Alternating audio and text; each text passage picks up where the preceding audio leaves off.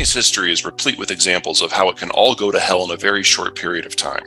So I am not making a prediction on specifically how it will go down. There are just too many paths forward. Sometimes it is overnight. Sometimes it's over a year. Sometimes it's over a generation. Demographics gives us a hard stop of 10 years. So it's between now and then on some sort of time frame. That's very soon. Yeah, it's very, very soon. Geopolitically speaking, this is practically a blink in an eye. Demographically speaking as well. The issue to watch with China now is that their labor costs have increased at a faster clip than at any time in history in any country, including the Black Death. They're now at about 14 or 15 times the labor costs that they had back in 1999, but their labor productivity has only gone up by a factor of 2 or 3. They're dying. One-child policy 40 years on, combined with the world's most rapid urbanization, there just aren't enough people under age 35 in China left to even theoretically repopulate the country. And if the more recent data that's come out of the Chinese census is accurate, they overcounted their population in excess of 100 million people, most of whom would have been women. So we were already looking at one of the 2 or 3 most fastest aging countries in the world before this. Now they're on a completely different scale.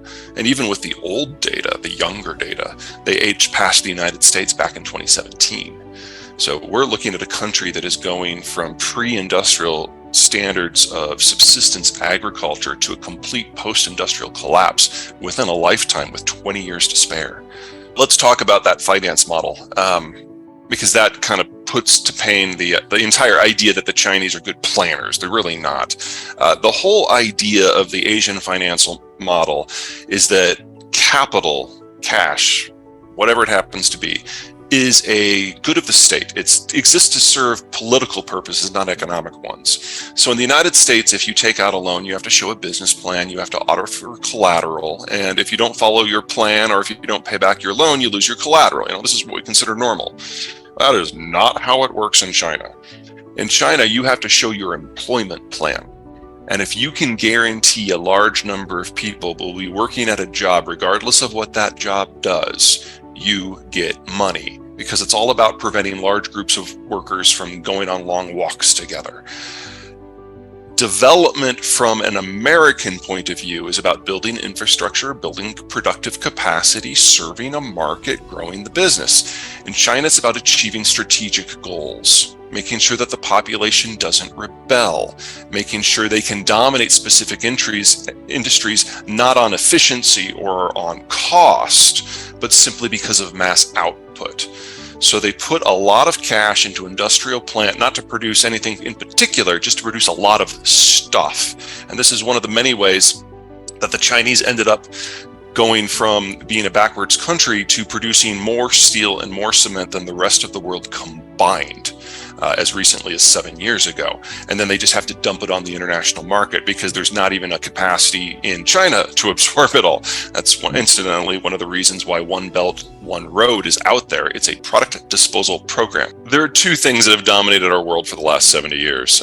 After World War II, the Americans created the globalized order, enabling anyone to trade with anyone for anything at any time and to sell in any market if in exchange you would side with us against the Soviets. And it worked, but the Cold War ended 30 years ago, and in every presidential election since, we've gone with the more populist candidate.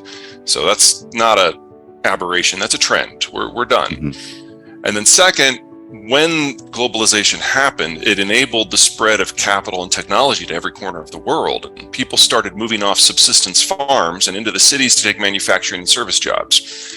You do that for 70 years, and it changes everything about how you live.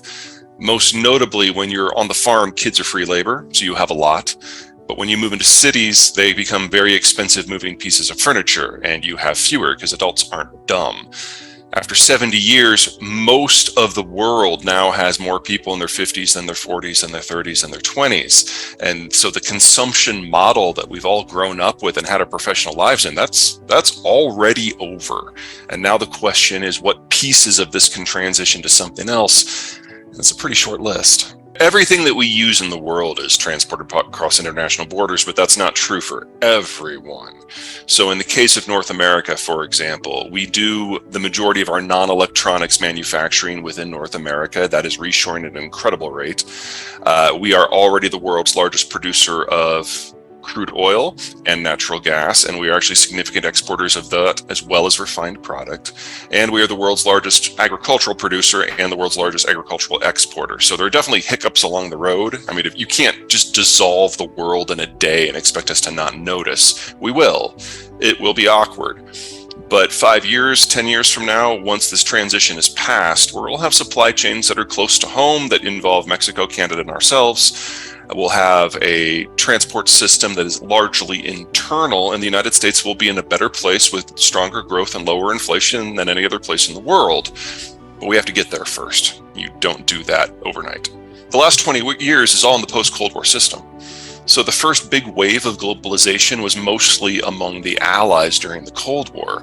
When the Cold War ended, most of the rest of the world came along. And so the last 20, 30 years, that has been the fastest period of growth in trade and in standards of living and in GDP in human history. It's been fantastic, but it was always artificial. So what we now have to do is that in reverse, and then some of the Cold War expansion in reverse. So we're in a world right now where there are a large number of secondary powers, whether it's China or Russia or the EU, and they're just not going to survive this transition. China is going to be the biggest splash when it goes down. The Russians will probably be the loudest, all things considered, with the war. The Europeans, there's a number of ways that can break down. Not all of them are completely horrific, but most of them are going to see a significant breakdown in Europe's ability to trade.